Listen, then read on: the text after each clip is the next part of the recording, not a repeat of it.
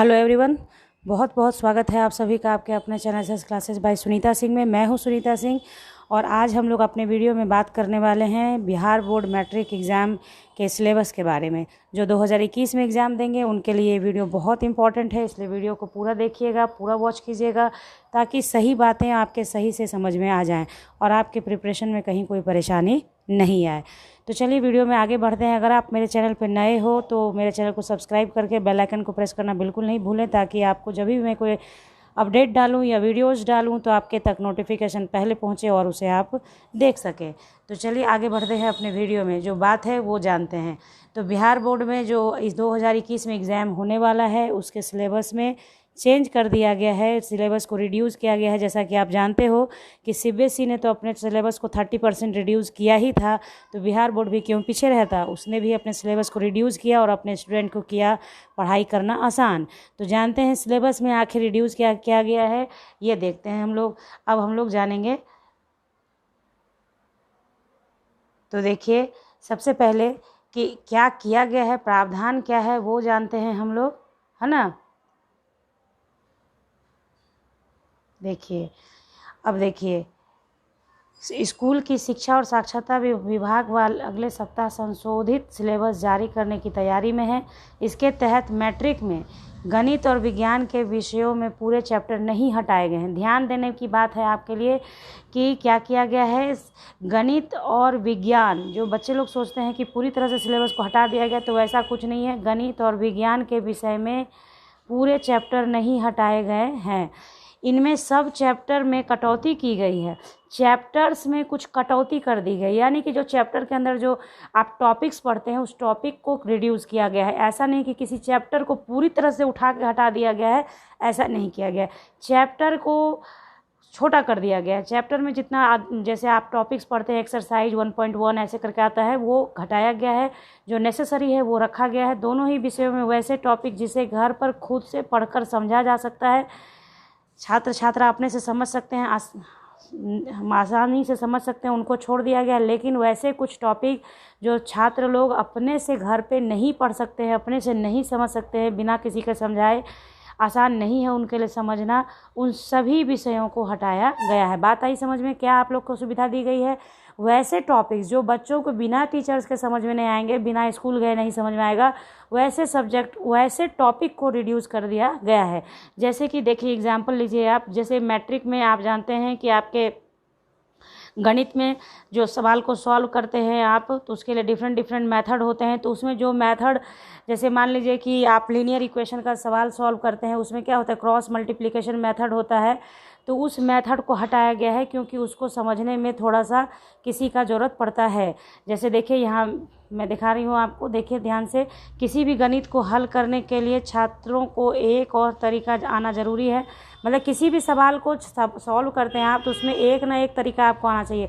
किसी सवाल को सॉल्व करने का भी डिफरेंट मेथड होता है, एक मेथड भी आपको आना चाहिए। वहाँ पे आपको जैसे पहले क्या होता था, लिखा रहता था कि इसी मेथड से करना है, अब वो चीज़ हटा दिया गया।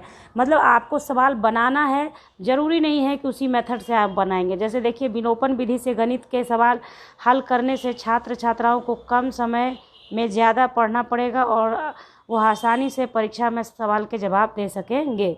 इसके अलावा जियोमेट्री, ट्रिग्नोमेट्री और थ्योरम में भी कटौती की गई है। ध्यान दीजिए, जिस बात को बता रही हूँ मैं, जो थोड़ा सा टॉपिक टफ होता है उसको हटाया गया। ज्योमेट्री को, ट्रिग्नोमेट्री में और थ्योरम से कटौती की गई है। सब चैप्टर में मैट्रिक के छात्र छात्राओं जो 9वीं में पढ़ चुके हैं, देखिए ये बातें मैंने पहले भी बताई, जो 9th क्लास में आपने पढ़ा हुआ है, जिसका रिवीजन होता है 10th में एक तरह से, तो 9वां में जो आपने पढ़ा है, या जो 11th में आप पढ़ने वाले हैं, जो 11th में भी आपको पढ़ना पड़ेगा, उसे हटा दिया गया है। मतलब कहने का क्या हुआ, 9th में अगर आप पढ़ चुके हैं तो आपको नॉलेज है उसको हटा दिया गया है। और दूसरी, अगर आप 11th में जाके उसे पढ़ने ही वाले हैं तो उनको उस टॉपिक को भी हटाया गया है, ताकि आपके ऊपर बर्डन कम हो और आप आसानी से पढ़ाई कर सकें। क्योंकि इस बार स्कूल तो हुआ नहीं, पूरे साल स्कूल बंद पड़ा है और बच्चे पढ़ नहीं पा रहे हैं, जो भी ऑनलाइन हो पा रहा है वही हो रहा है। तो और गणित और विज्ञान में छात्र छात्राओं को बेसिक जो जानकारियाँ मैट्रिक के लिए आवश्यक हैं उसे रहने दिया गया है, जो बहुत बेसिक है। मतलब जिसे पढ़े बिना आप आगे पढ़ाई नहीं जारी रख सकते, उन्हें छोड़ दिया गया है, बाकी सबको हटाया गया है। बात आपके समझ में आ गई?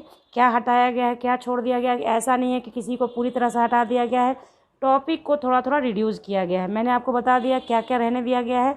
अब आगे जानते हैं कि और क्या हटाया गया है, क्या किया गया है। देखिए, विज्ञान में जो कटौती की गई है वो कैसा है? विज्ञान में कटौती सीबीएसई की तरह की गई है।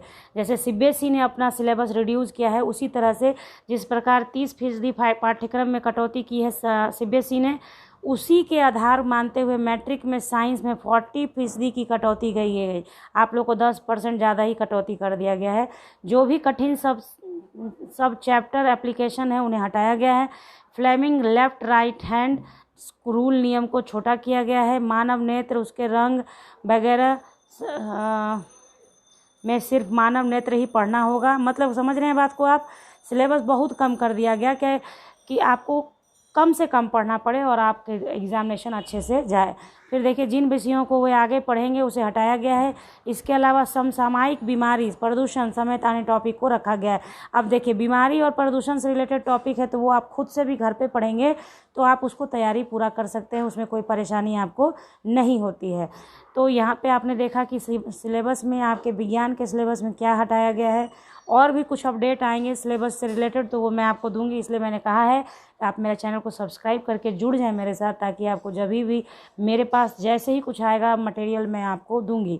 तो चलिए आगे देखते हैं कि आगे और क्या कटौती की गई है सिलेबस में आपके। तो देखिए, यहाँ पे हिंदी, इंग्लिश और संस्कृत में भी कटौती की गई है। हिंदी, इंग्लिश और संस्कृत जो बहुत टफ होता है बच्चों के लिए, वो सब्जेक्ट में क्या कटौती की गई है। तो देखिए, मैट्रिक में हिंदी, अंग्रेजी, संस्कृत भाषा में भी कटौती की गई है। इसमें साहित्य पाठ में अध्याय की संख्या कम की गई है। गणित और विज्ञान विषय के चैप्टर एक दूसरे से लगभग रिलेटेड होते हैं, जबकि भाषा में ऐसी कोई वजह नहीं है, इसलिए अध्याय को कम किया गया है। गणित और विज्ञान में क्या होता है ना कि सब्जेक्ट एक दूसरे से रिलेट करता है, इसलिए उसमें हर एक चैप्टर को छोड़ दिया गया है, रिड्यूस किया गया है सिर्फ टॉपिक को थोड़ा थोड़ा। लेकिन हिंदी, इंग्लिश, संस्कृत जो है उसमें क्या है, अध्यायों को कम कर दिया गया है, क्योंकि इसमें कोई भी एक दूसरे से रिलेटेड नहीं होता है ज़्यादातर। ओके, उसके बाद है सारे अध्याय से होंगे प्रश्न। सबसे महत्वपूर्ण यही है आपके लिए, सारे अध्याय से पूछे जाएंगे प्रश्न। जितना भी चैप्टर्स आप पढ़ते हो सबसे होगा क्वेश्चन, यानी आपको इस बारी विकल्प बहुत ज़्यादा मिलने वाला है। आपके पास इतना विकल्प होगा कि आप क्वेश्चन छोड़ के तो नहीं आएंगे, बहुत अच्छे से आप बना के। मैट्रिक परीक्षा में इस बार छात्र छात्राओं को प्रश्नों का जवाब देने के लिए ज़्यादा विकल्प दिए जाएंगे। यानी कि क्या है ना कि इस बार जैसे चूँकि समय कम है, तो जो बच्चे जितना ही पढ़ाई किए हैं, मान लीजिए उसी से इतना विकल्प दिया जाएगा, क्वेश्चंस दिए जाएंगे कि आप मैक्सिमम स्कोर कर सकें, मैक्सिमम बना सकें। ये व्यवस्था की जा रही है, क्योंकि सभी लोग जानते हैं कि इस बार पढ़ाई अच्छे से नहीं हो पा रही। स्कूली शिक्षा और साक्षरता विभाग ने संशोधित सिलेबस के बाद मैट्रिक के सभी चैप्टर से सवाल रखने का निर्णय लिया है। क्योंकि नई शिक्षा नीति भी आई है, नई शिक्षा नीति से भी बात बन रही है। तो कुल मिलाकर है कि सारे चैप्टर्स पढ़िए, सारे चैप्टर से क्वेश्चंस आएंगे और आपको क्या होगा, चॉइस रहेगा। जैसे मान लीजिए आपने ट्रिग्नोमेट्री भी पढ़ा है और आपने लीनियर इक्वेशन भी पढ़ा है, लेकिन अगर आपको ऐसा है कि ट्रिग्नोमेट्री ने आपने बढ़िया स्कोर किया, बढ़िया पढ़ा है आपने, तो उससे ही क्वेश्चन रहेगा तो आप उसको सॉल्व कर पाएंगे। यानी ऑप्शंस बहुत ज़्यादा मिलने वाले हैं, इसलिए मार्क्स भी अच्छा मिलने वाला है। अगर आप मैट्रिक के स्टूडेंट हैं तो कड़ी मेहनत करें, इस बार स्कोरिंग का बहुत ज़बरदस्त समय है। स्कोर करें, मार्क्स अच्छे आएंगे आपके और आप इस मौके का फ़ायदा उठा लें। इस तरीके से मैंने आपको जानकारी दी है आपके सिलेबस से रिलेटेड। अगर आपको ये ज़रा सा भी अच्छा लगा हो तो मेरे चैनल पे कमेंट करके ज़रूर बताएं कि आपकी जानकारी आपके फ़ायदे के लिए थी, आपको अच्छा लगा जानकारी जानकर। तो इस तरीके से आगे हम लोग मिलेंगे नए अपडेट के साथ, नए वीडियो में और नए टॉपिक के साथ। तब तक के लिए bye, thank you, take care, have a nice day. बच्चों अपना बहुत ख्याल रखें, पढ़ाई जारी रखें, पढ़ते रहें। कभी भी यह ना सोचें कि आपका सिलेबस तो घटा दिया गया, अब क्या करना है, ऐसा कुछ नहीं है। सिलेबस आपका जो है आप पढ़िए मेहनत से, ताकि आप अच्छे से स्कोर कर सकें। ये मौका है आपके पास स्कोरिंग का। मिलेंगे अब नेक्स्ट वीडियो में। ध्यान रखें अपना, पढ़ाई भी जारी रखें। Thank you.